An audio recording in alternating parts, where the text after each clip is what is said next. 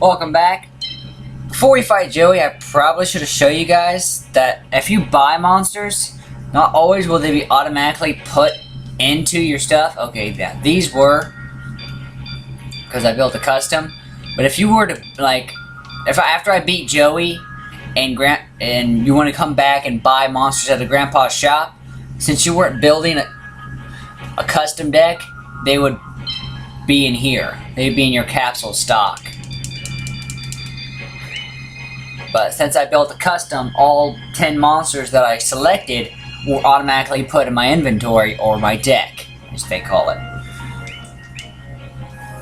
I just wanted to go over that with you guys real quick and then just show you, just in case you're like, hey, I bought Shovel Crusher and it's not, after I beat Joey and it's not in my deck, what do I do? Well, it's probably in Manage Monsters. You need to put it in your deck. Joey should go pretty quickly. I mean, he has a fire symbol. And spoiler alert, his symbol's fire and all 4 of his monsters are fire. And all 4 of his monsters that are fire are the same monster. So essentially, he was just used as Joey's just used a tutorial to show how the game is going to play. Like I said, I'm going to try to skip most of the dialogue.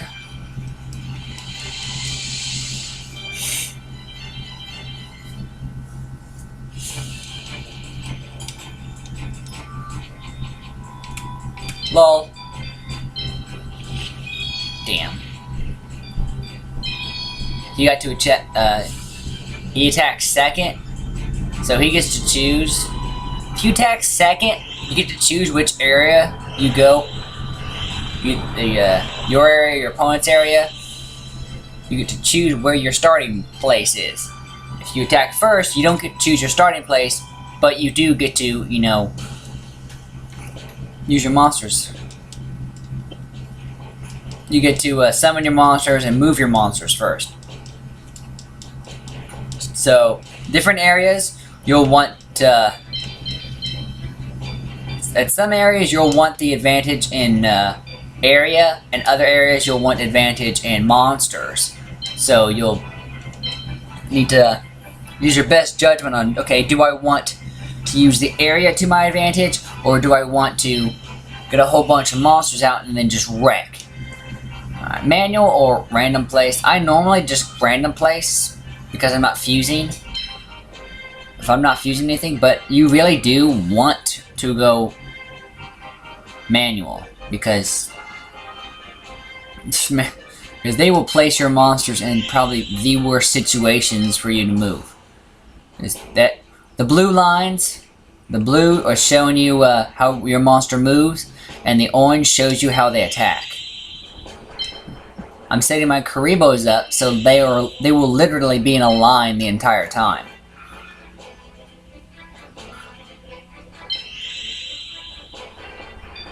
I'm gonna actually move him down one.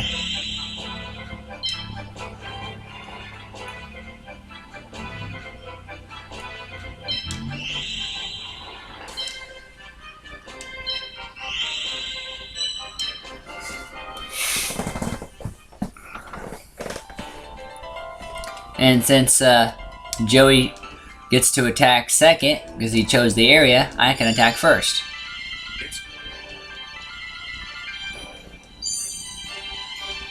So I have to be careful about the amount of AP when thinking about how... Yep, AP moves your pieces, and then of course MP is how much your monsters cost. See, AP plus, that AP plus 56, that's how much that plus 250 will go up. It'll go up by 56 by me summoning him. And he takes AP 30, that's how much it takes to summon him. So I'll spend 30 AP to summon Karibo, and I'll get a plus 56. But the maximum on the field is 300. But since I chose a custom build and I put everything towards AP, I'm automatically at as far as I can go. So I literally can now go all my monsters out one turn. And the next turn I can literally move all my monsters on the field to get a lot of field presence. And essentially just back my opponent to a corner before they have any time to really summon many monsters.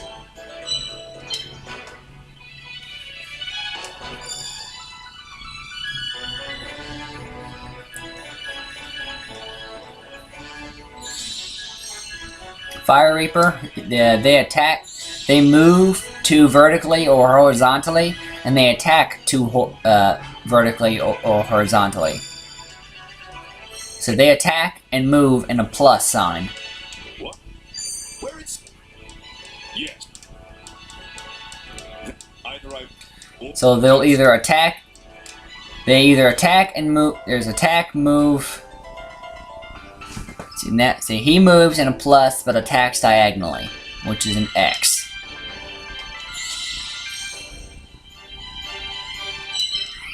Kribo.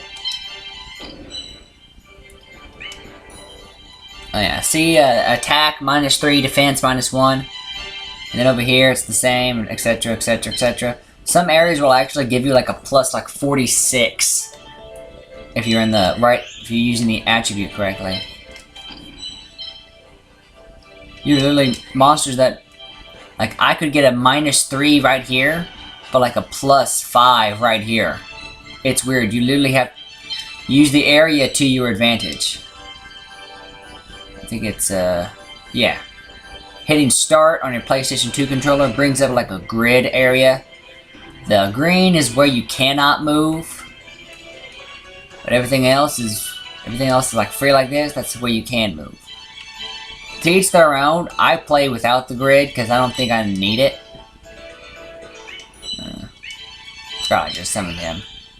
He moves too, so boom. Alright, like I'm saying, look, +3 attack, -1 defense, but as soon as I move him on water, +18 attack, +4 defense. Its ability increased. Because it's literally water. Now, if we're in an area for light monsters, then my Karibo's strength would go down tremendously because he's a dark. Since I'm using a water monster in a technical fire area, that's why the ability of my root water went up.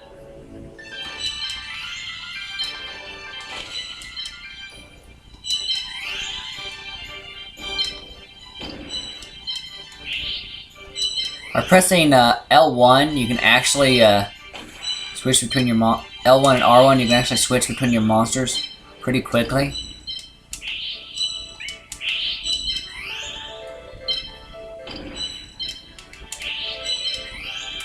See, now root water's in my way, so I'm just gonna have to move it down 1 and just wait on it. You can attack monsters when they're still in their capsules. It's a lot more efficient way to do it, actually. Just kill them when they're in their capsule,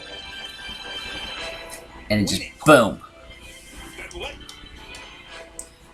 I'm gonna leave animation on for this, just to show you guys.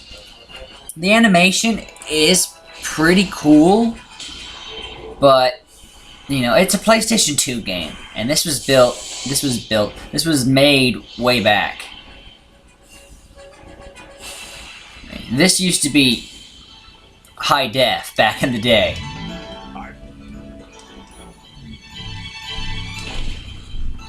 Now he's going to attack my water monster.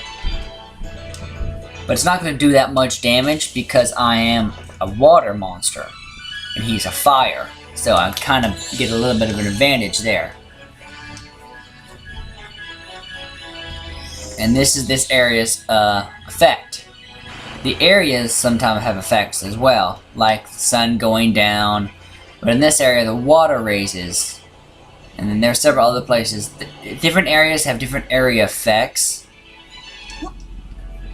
And that's it. Actually, the first area is more or less used as a tutorial for you to get for you to hone your skills and kind of get a handle on the game. And then, you know, once you've got a good handle on the game, then it's just like, oh, okay, you can do this.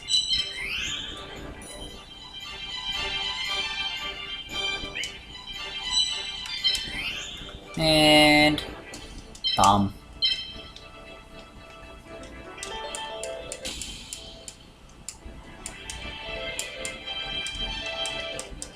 I actually want my Karibo to live, so I'm actually going to have to move it so his monsters can't attack my Karibo. Because his Fire Reapers can move 2 forward, but it also threatens my Karibo if they can move in 2 turns. Oh yeah, and destroying a monster actually gives you more experience than just attacking it. And attacking their symbol actually gives you more experience than just attacking a monster. You can destroy this symbol, right? You can just go after just their symbol and just leave their monsters. Destroying the symbol, you win. Destroy all their monsters, you win. Essentially, there's 2 ways to win.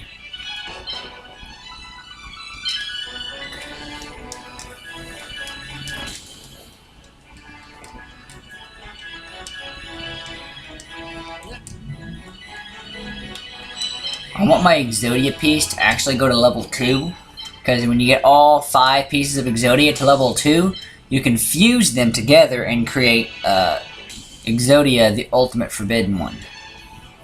Or something like that. Anyways, you get a full Exodia. He is huge and amazing. He is so strong. Probably one of the most powerful Capsule monsters in this game. I think he is the most powerful, actually. Alright, so I'm going to keep my Karibo there.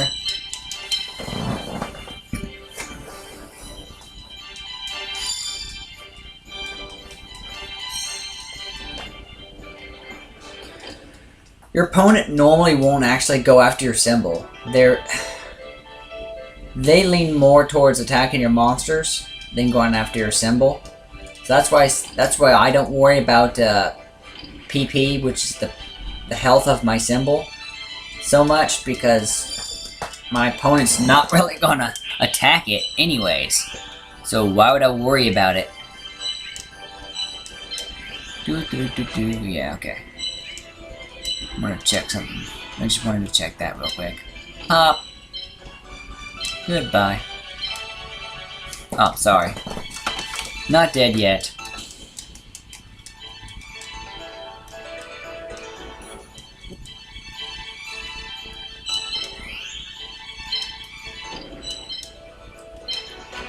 You can jump over your own monsters, but you can't jump over your opponent's monsters too. That's something I probably need to share. So if I were to move, which I am, I'm going to move my dolphin right here and attack his monster. But I'm more or less just keeping it there so my piece of Exodia can go and attack his symbol, since he moved his symbol right in the way of my piece of Move this Karibo back so I don't get it killed. I'm just going to end. When you have an opportunity to attack their symbol, I would go ahead and do it. I mean, your opponent's not really gonna respond very well, so. And the areas, some areas have, the area effects get stronger, and then go back, or they can just activate and then deactivate. Again, it varies on the area.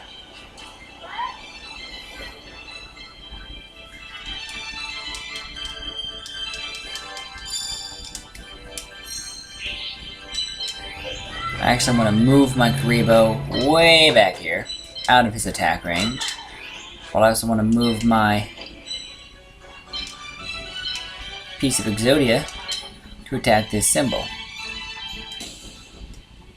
99. So I need see, I gained 10 where I normally would gain not that much. Zoop. See, I could actually attack his monster right now and end it.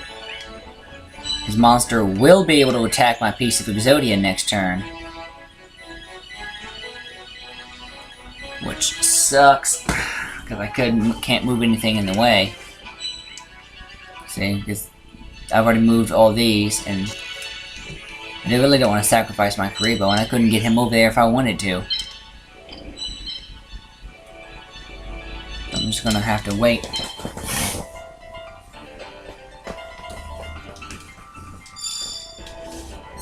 And use my dolphin pretty much as a... yeah. Hopefully it doesn't... okay, good, he's not one-shotting it. I can pretty much just move my dolphin forward now and just use my dolphin pretty much to just take some damage while my piece of Exodia focuses on just constantly beating on that symbol. Which is what I want. I want my piece of Exodia to destroy this symbol, and if your piece gets destroyed, you don't gain the experience from that duel. Like right now, he's already at 60. You get experience from attacking. You get experience from attacking. You get experience from destroying. You also get experience for winning. So if I were to attack his piece, I get a little bit of experience. If I were to destroy his piece, I get a lot more experience. If I were to attack his symbol, as you saw, I was only getting 10 experience. Now if I were to destroy his symbol, you probably would get 100 experience, which would automatically level up your piece.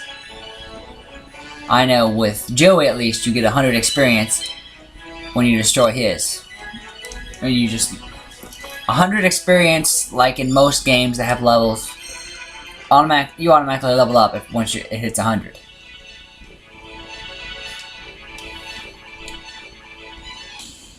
Another good thing is your pieces heal between duels, so that's nice. So you don't have to worry about your pieces having the same damage as they did, you know, from the last duel. And then this will finish him. Destroy. This will finish you. And that was Joey.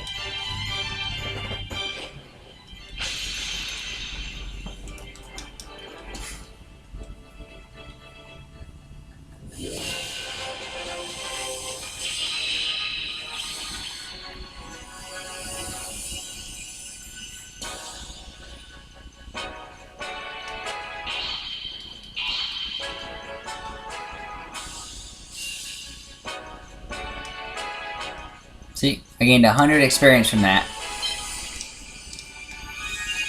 Boom, leveled up. Now all I have to do is just keep that piece of Exodia in my deck and not use it because I don't need it dying on me. You have to have all 5 pieces at level 2. Alright. I gained 23 experience for all my pieces.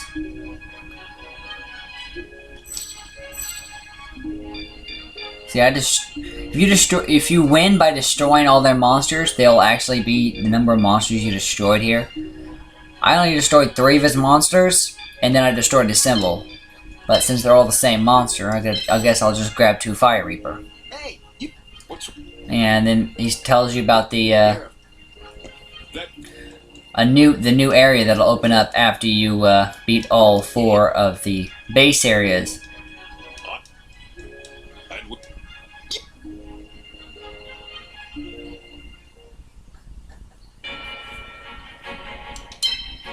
And that's Joey. Thank you. You guys have, I'll see you next time.